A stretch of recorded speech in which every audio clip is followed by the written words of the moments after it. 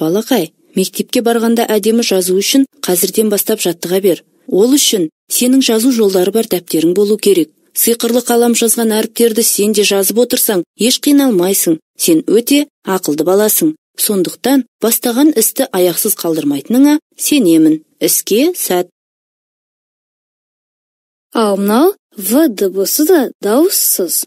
Маған құсап айтып көрші. В.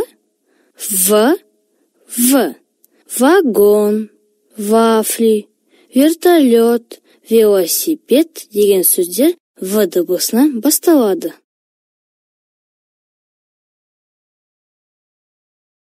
Вагон, вафли, вертолет, велосипед